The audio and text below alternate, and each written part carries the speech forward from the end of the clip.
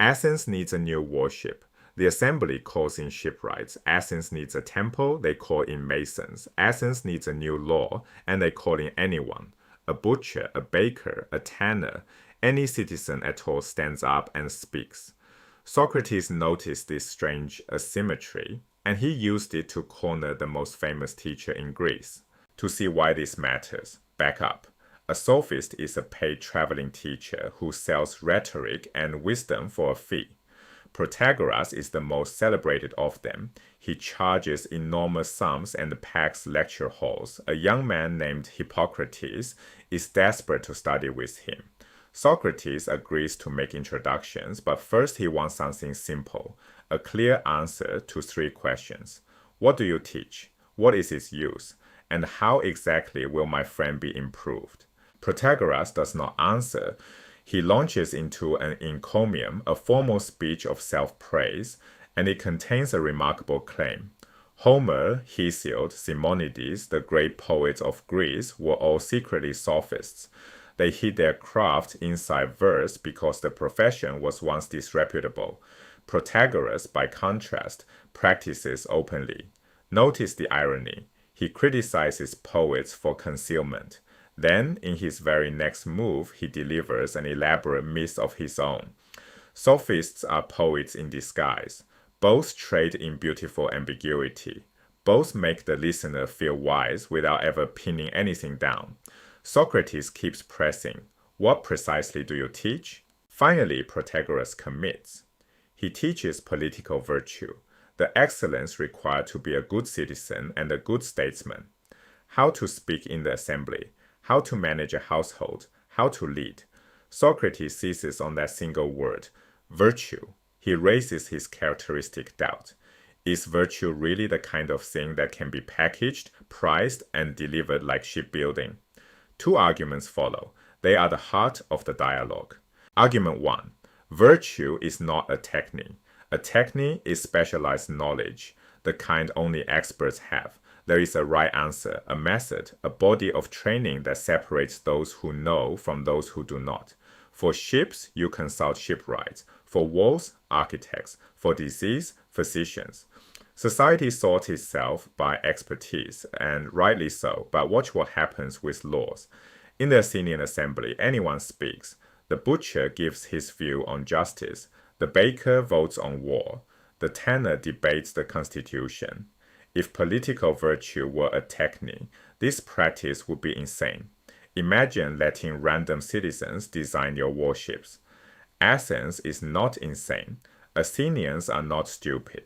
So the inference runs backward. Their practice reveals what they implicitly know. There is no specialized knowledge of justice to teach. Political virtue is not a technique. Argument 2. The sons of great men. If political virtue could be taught, ask yourself who would teach it most zealously. Not a stranger collecting fees, a father. Specifically, a great statesman teaching his own children. Maximum incentive, maximum opportunity, decades of access. Pericles ruled Athens at her height. He had 2 sons.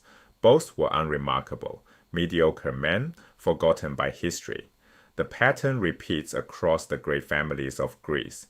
Themistocles, Aristides, Thucydides, son of Melesias. Their sons are footnotes. 2 possibilities. Either these fathers withheld the gift from their own children, which is absurd, or they had no transmissible knowledge to give.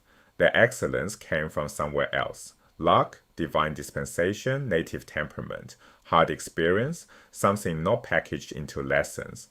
This is not anecdote. It is a structural argument. The very people most positioned to teach virtue cannot pass it on. So virtue is not what the sophist claims to sell. Unclarification because it matters. Socrates is not saying virtue does not exist. He is not saying virtue does not matter. He is asking a narrow, sharp question. Is virtue the kind of thing a paid teacher can deliver? The arguments target a sophistic claim, not the reality of human excellence. Pericles really was great. Great men exist. The question is whether their greatness can be bottled and sold by a traveling lecturer for a fee. Socrates' answer is no. Whatever virtue is, it is not a commodity, and the sophist is selling something he does not possess. Zoom out. Why is the dialogue built this way? The Protagoras alternates speeches and the dialectical exchanges 3 times, a deliberate structural pattern. Dialectic is collaborative inquiry by short question and answer, demanding clarity at every step. Each cycle stages the same contest: long persuasive speech, then sharp questions; grand performance, then forced precision. Between the second and third cycle, an impasse. Protagoras nearly walks out. He cannot survive the questions. He keeps reaching for the speech. And dialectic wins. Not because Socrates is clever, but because question and answer forces participants to actually know what they are talking about. Rhetoric can hide. Dialectic cannot. This is the same contest that animates the Gorgias. It is Plato's signature. Notice the final touch. Throughout the dialogue, Socrates remains consistent. His positions hang together. He follows arguments wherever they lead, even against his own preferences. Protagoras contradicts himself repeatedly. He says virtue is one thing, then many. He praises clarity, then evades. He attacks poets for concealment, then conceals. Plato's diagnosis is brutal. The sophist's soul is a collection of opinions held together only by the goal of earning money. Take away the fee and the views scatter.